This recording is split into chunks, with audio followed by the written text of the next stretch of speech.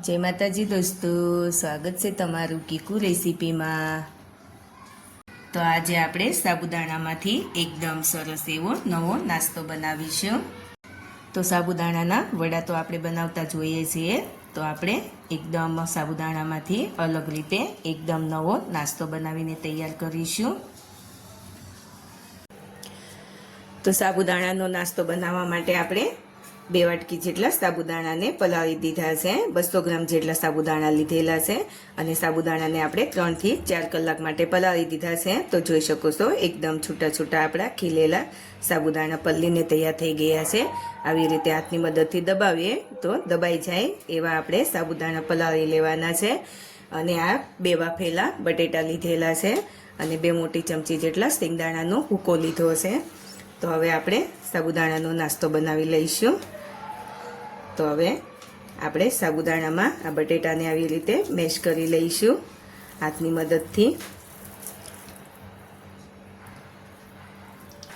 મદદથી બરાબર આવી રીતે મેશ કરી લઈશું બટેટાને। તો હવે આપણે વાટેલા લીલા મરચાં લીધા છે તે લઈ લઈશું અને આ વાટેલું આદું લીધેલું છે તે લઈ લઈશું। જો લસણ ખાતા હો તો લસણ પણ લઈ લેવાનું અને આ કોથમીરના પાન લીધેલા છે, જેના સમારી લીધા છે કોથમીરના પાનને, અને આ સિંગદાણાનો ભૂકો લઈ લઈશું। સ્વાદ પ્રમાણે મીઠું લઈશું। જો ઉપવાસમાં ખાવાનું હોય તો ઉપવાસનું મીઠું લેવાનું, આપણે નોર્મલ મીઠું લીધેલું છે, જે સાદું મીઠું આવે તે લીધેલું છે। હવે આપણે આ બધી વસ્તુને બરાબર મિક્સ કરી લઈશું હાથની મદદથી, આવી રીતે થોડું દબાવીને મિક્સ કરી લઈશું।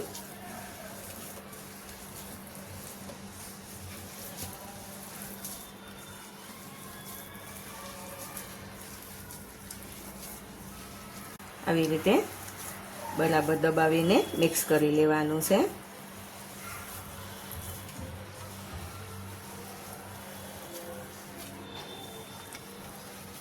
આ સાબુદાણાનો નાસ્તો એકદમ સરસ બને છે। જો તમારે આમાં બીજા તમને મનપસંદ મસાલા કોઈ લેવા હોય તો લઈ શકાય છે। તો જોઈ શકો છો બધી જ વસ્તુ બરાબર મિક્સ કરી લીધી છે। આપણે સિંગદાણા લીધેલા છે એટલે સરસ એવું બાઇન્ડિંગ આવી ગયું છે। તો જોઈ શકો છો એકદમ સરસ એવું મિશ્રણ બનીને તૈયાર થઈ ગયું છે। આવી રીતે મિશ્રણ ભેગું થઈ જાય એવી રીતે હાથની મદદથી દબાવીને મિક્સ કરી દેવાનું છે। તો જોઈ શકો છો એકદમ સરસ એવું બાઇન્ડિંગ આવે એવું મિશ્રણ બનીને તૈયાર થઈ ગયું છે। તો હવે આપણે 2 હાથમાં થોડું તેલ લગાવી દઈશું, મિશ્રણ હાથમાં ચીપકે નહીં એટલા માટે તેલ લગાવી દેવાનું છે। અને આપણે આમાંથી થોડું મિશ્રણ હાથમાં લઈ લઈશું,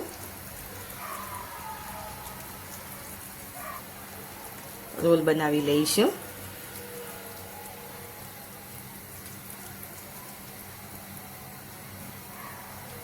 આવી રીતે આપણે રોલ બનાવી લઈશું।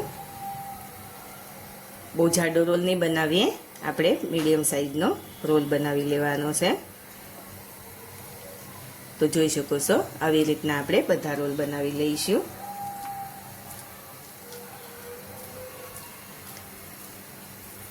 થોડું મિશ્રણ હાથમાં લઈ અને આપણે આવી રીતે 2 હાથની મદદથી આવી રીતે ફેરવીશું એટલે રોલ બનીને તૈયાર થઈ જશે। અને પછી આપણે આવી રીતે કિનારી સેટ કરી લઈશું।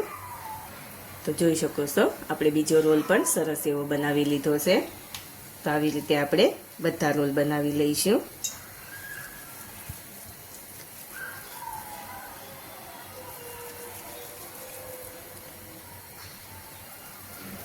તો જોઈ શકો છો આપણે બધો નાસ્તો બનાવી લીધો છે, એકદમ સરસ એવો દેખાઈ રહ્યો છે। તો હવે આપણે આ નાસ્તાને તળી લઈશું। તો તેલ ગરમ થઈ ગયું છે, તો તેલ ગરમ થઈ ગયું છે, તો હવે આપણે નાસ્તાને તળી લઈશું। તેલ બરાબર ગરમ થઈ જાય પછી જ આપણે નાસ્તાને તળવાનો છે। જેટલો કઢાઈમાં આવે આવી રીતે કઢાઈમાં જેટલો મસ્ત આવે એટલે આપણે મૂકી દઈશું, એમ જ થવા દઈશું। થોડી વાર આપણે હલાવવાનો નથી, થોડી વાર માટે એમ જ થવા દઈશું। ગરમ થયેલું હોવું જોઈએ। હાઈ ગેસની ફ્લેમ ઉપર આપણે તેને તળવાના છે। 2 મિનિટ માટે એમ જ થવા દઈશું, પછી આપણે ફેરવી લઈશું।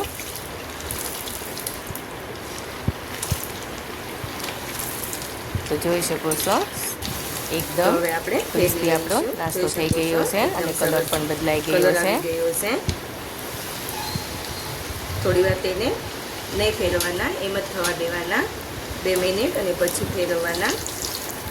તો એકદમ સરસ એવો આપણો નાસ્તો ક્રિસ્પી થઈ ગયો છે. ફ્લેમ ઉપર જ તળવાનો છે, નહીંતર નાસ્તો નીચે કઢાઈમાં ચોંટી જતો હોય છે.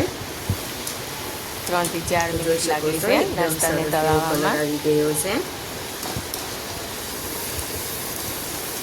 આપણે નાસ્તાને તો હવે આપણે લઈ લઈશું. એકદમ સરસ એવો નાસ્તો તળાઈ જોઈ શકો છો એકદમ સરસ એવો આપણો નાસ્તો તળાઈ ગયો છે. હવે આપણે તેને પ્લેટમાં લઈ લઈશું.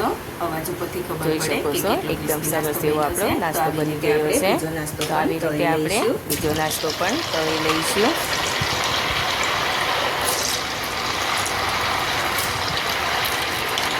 બીજા નાસ્તાને પણ એવી રીતે તળી લેવાનો છે.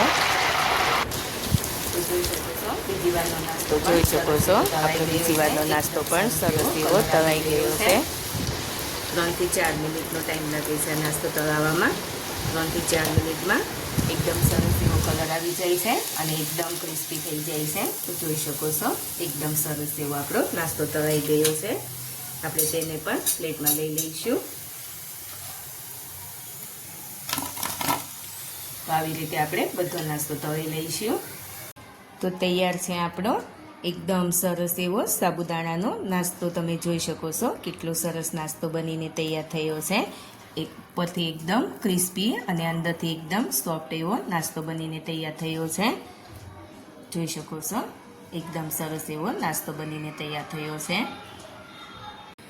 તો સાબુદાણાના વડા તો આપણે બનાવતા જ હોઈએ છીએ. તો આવી રીતે અલગ નાસ્તો પણ સાબુદાણામાંથી બનાવી શકાય છે. તો તમે પણ આવો નાસ્તો ઘરે જરૂરથી ટ્રાય કરજો અને મારી ચેનલને લાઇક, શેર અને સબસ્ક્રાઈબ કરીને બેલ આઇકન જરૂરથી દબાવજો અને કોમેન્ટ કરીને કહેજો કે સાબુદાણાનો નવો નાસ્તો કેવો બન્યો છે.